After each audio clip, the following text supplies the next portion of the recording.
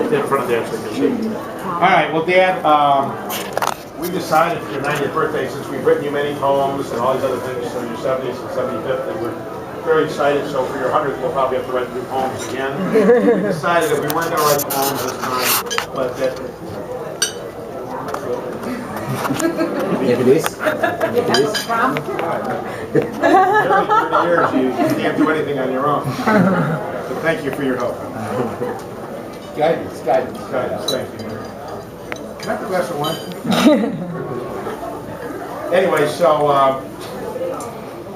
we all decided to, many of these ideas were Emily's. This one was Jen's idea, actually. Jen's idea. Just say Jen.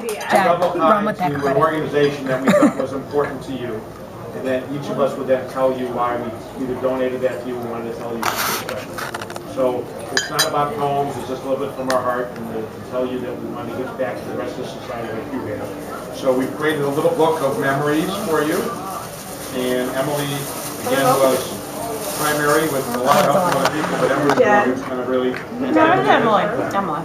But everybody wrote them. And so each person is going to come up and kind of review with you, and there's a little notebook, so we wanted you to have a notebook because we figured out excited he is. important than you. It's got some pictures on it.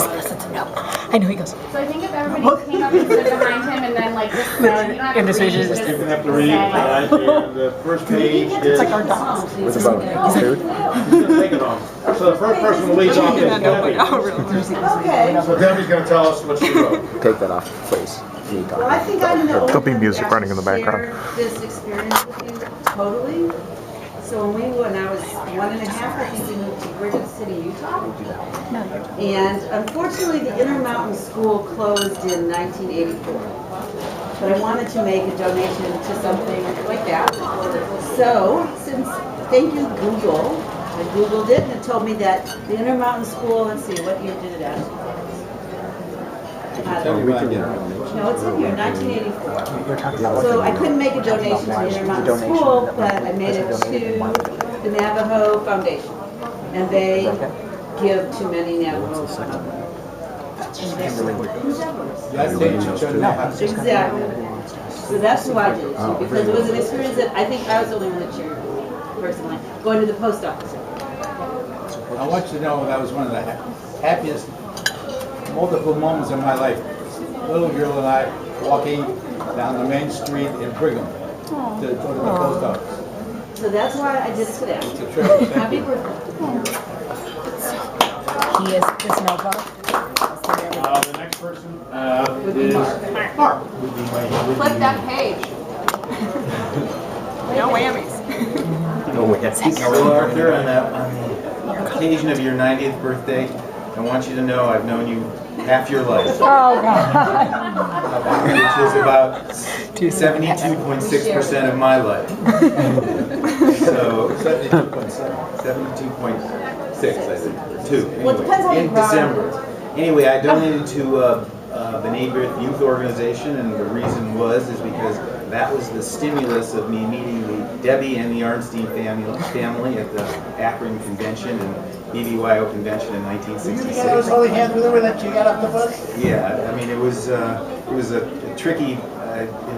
BBYO gave me the confidence to ask this pretty young girl to dance, and even though she called me a pig the first night I met her, the rest is history. But I did want to say. What did she do? We'll tell you about it. But I did want to say that you have helped me understand the importance of family throughout my life, and your words about how much you love your family and loved your wife have made me understand that the love grows over time. And just a little bit of wisdom that I've gained on my own is that, and for all of you married folks and future married folks, never miss an opportunity to keep your mouth shut.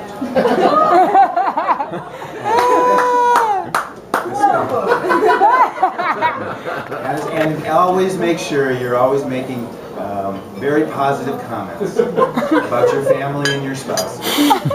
Years that will work very, very well for you. And which wife An is this? opportunity to keep your mouth shut. Happy birthday, Arthur. Showstopper. No one will be able to surpass Mark's comments. We appreciate them very much. And Emily's up. I can, you know what, if you want me to.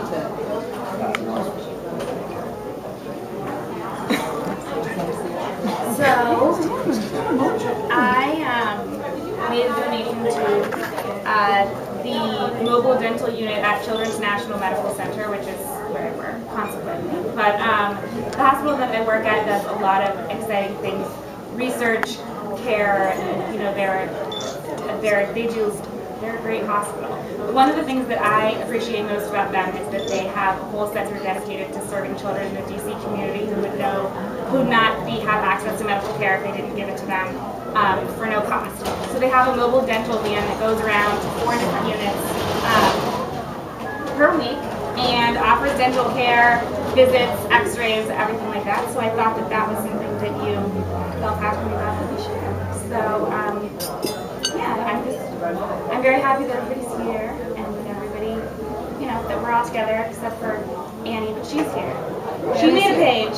I'll read it next, actually. Okay, you can stay up here. So yeah, so I'll stay up here and read what Annie did. You want to switch sides?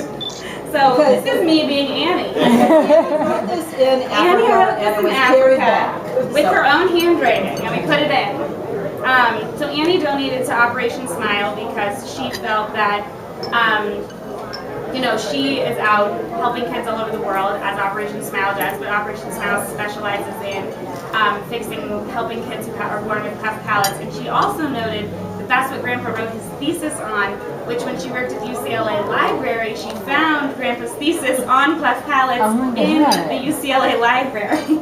Oh, cool. So she thought that that was something that you guys shared. So she Yeah, it wanted was to make a read donation. at the national meeting of American Association of Orthodontists. Really? Yeah, well, it's in the UCLA library too. Stay away.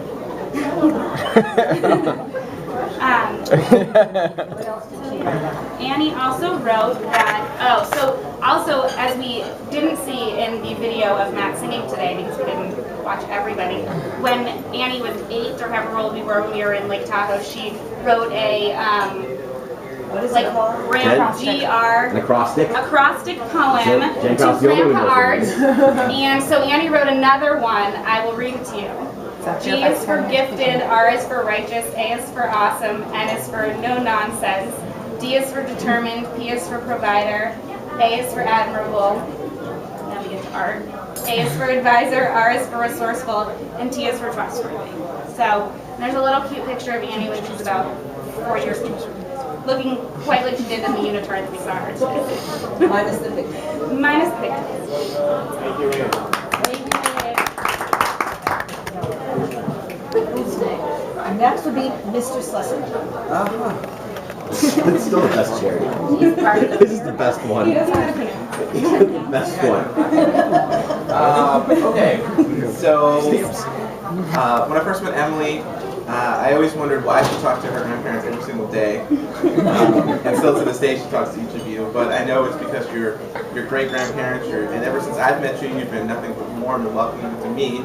And as an added bonus, Emily came with an amazing stamp collection, a great dowry of stamps. Excuse me, has that turned up someplace? It's in DC. We have We it. have it. We have it. In Washington? In Washington, we have the whole stamp collection.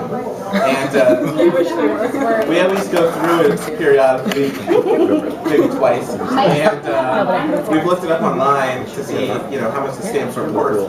But it's more than that, though. It's about the art of collecting stamps. It is. Which, as you don't know, it is the art of philatelic.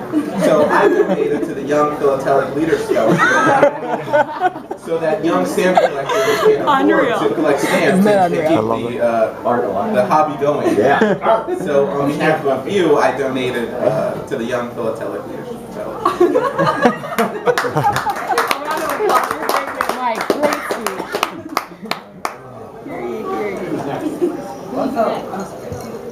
Oh, that's just a letter from my dad.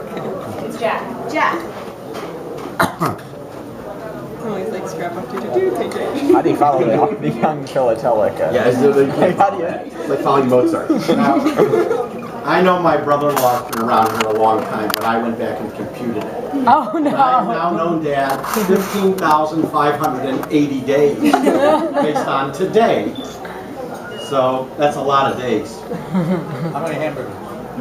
No, I think it's what was the impression when I first showed up at your door as we lived in a bigger place. When you first showed up at the door, you got kicked out. Oh, yes, You I crashed passed. the confirmation Yes, I party. did. Yes, I did. So, We put our hooks into him at that day. He didn't know it. I donated to the American Association of Orthodontic Foundation, knowing that your involvement, and of course knowing how important smiles are in this family. So I thought it was an important place to make a donation. Thank you.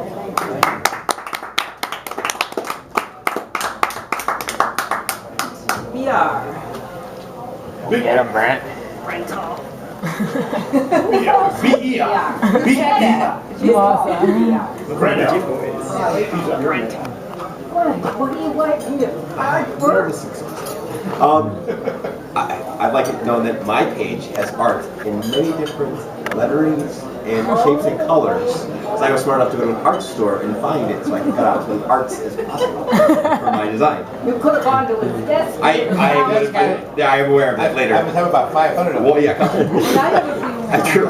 I donated to some of my fondest memories for Grandpa are playing golf from the time I was a very little kid all the way through high school. And so I found an organization called First Tee. Their mission is to help underprivileged children have the opportunity to play golf in inner cities, to teach them the lessons of life through golf. There are 9 key principles: honesty, integrity, sportsmanship, respect, responsibility, perseverance, courtesy, confidence, and judgment. And I thought that those were principles that taught me how to be a better golfer. It taught me how to be a man I wanted to be, and try not to throw clubs when anyone's looking. And ultimately, I thought those were great principles that would represent your grandpa in the world, and so I donated to them. No, under certain circumstances, throwing comes.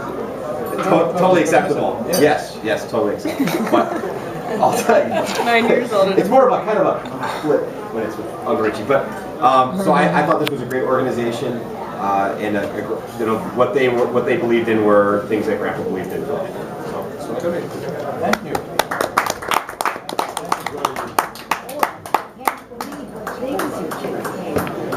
How do you know your Andrew and Jen. Because the way the orders have been going, I'm trying to... Are you assuming? Oh, is Jen next or Ed? We're together. We're together. They're together. They're married. So they did it We're together. together. We're together. She didn't come together. You know what? Neil? My grandma doesn't mess around. Sorry. I don't care. So we chose Jen, move the ribbon. Yeah, it's right. She's like divided. So I know when we're good. We're good. The other pictures are. Am I alright? You're good. Video? You're all right. Is the mic working okay? Excuse me, Alright. see if we got, I'm waiting for the television commercial. Up and go. I put on the teleprompter, which I always struggle a little bit when I don't have one, because that's one of where I usually do public speaking. We chose the Friends of the IDF. We always know how much Israel and the Jewish people mean to you, and even back to when you wanted to go to, when you could have gone to war in the 1940s and things, you ended up not doing that. You went to the Navajo reservation instead. So what we chose is the people that are fighting on the front lines of the war, the people that are fighting every single day to keep the Israeli people going, which is the IDF, and we just thought it really means a lot to give back to them. And they are the people that are Israel's more than every place else is keeping the Jewish faith going. And so And I just wanted to add that I think that you have left a lot of legacies in your short 90 years. Lots of wonderful legacies: the value of family, the value of intelligence, and I could go on, but I think that one value that we're sort of creating here tonight, definitely in your honor, is the value of philanthropy. And I think that you should know that for years to come, you can instill that in your grandchildren and your children. So just wanted to say thank you.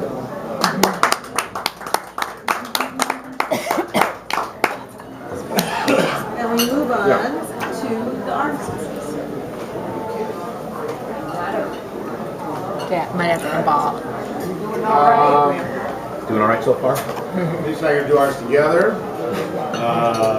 Denise and I decided, since I was the only son, the heir king, crown prince to more than one organization, not because I couldn't figure out just one.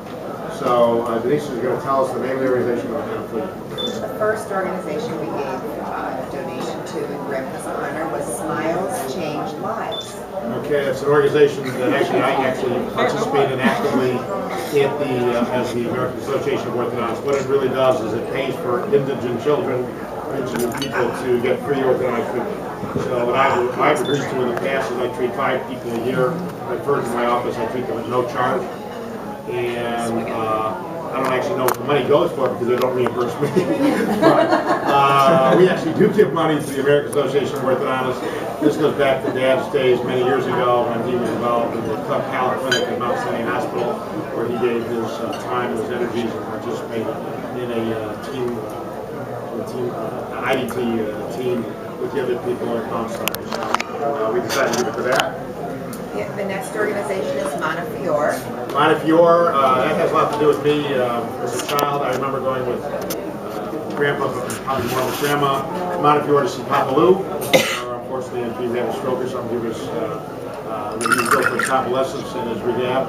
And so, for some reason, Montefiore has always been a big part. So it has to do with the legacy of Papa Lou Arnstein to Grandpa and to me. So for me, it was kind of a legacy to my grandfather.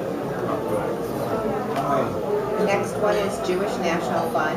Jewish National Fund. I'm not a great Jew, as all of you know. I don't go to temple too often, but my father's instilled in me a very strong sense of Zionism, if you want to call it that. And there's a strong homeland, and Jewish National Fund, building a strong homeland, making it safe, or at least prosperous. Jewish National Fund was something I think that's been an important part of our family for many years. So if we plant a tree in Israel, we'll be there for another generation or two. So we gave money to the Jewish National Fund. Next is Hebrew Free Loan Association. Hebrew Free Loan Association, if you guys don't know, has been an organization in Cleveland, I think, for probably like 60 or 70 years. Irving Stone, I think, has been very involved with it. And what that really does is if they give loans for people who have ideas who can't get business loans from traditional means, they go to the Hebrew Free Loan Association, and based upon just a signature with no collateral, they help people start businesses. And since Grandpa started his business, which is not my business, with absolutely no money, no patience, no cash flow, no experience or anything, I thought the idea of helping those who are starting businesses who are Jewish, who are wanting to live in Cleveland, which aren't many anymore, you guys can testimony to that. Then I thought it would be good to help develop the city of Cleveland and develop Jews in Cleveland. And the last one was Case Western Reserve School of Dental Medicine. Well, we wanted to give it to a dental school. Northwestern doesn't exist anymore. We're Dad and I were the only, at least the first father-son, the best I can tell from talking to people, first father-son ever graduated from orthodontic department. Northwestern Dental School, which was the first dental school in the United States, that was actually founded by the father of modern dentistry, G.D. Black, no longer exists. I decided to give it to Case Western Reserve. Dad has, many years ago in the early 60s, developed a Little Brothers program, where he would employ dental students as basically lab technicians and help them learn about orthodontics and also help them get paid and earn money so that they can then defray their own costs of education and learn more about their chosen profession. Dad created a program that was not supported by the school, not asked for by the school, that he ran by himself for many, many years. Just kind of ran out of steam over the years because these kids didn't really want to work in so it was a way of defraying or again supporting a profession that has rewarded him richly and that he contributed a great deal to as well. Also, your father was a professor on the staff of Case Western Reserve. He left that out. He left that out. You didn't know that? Lovely.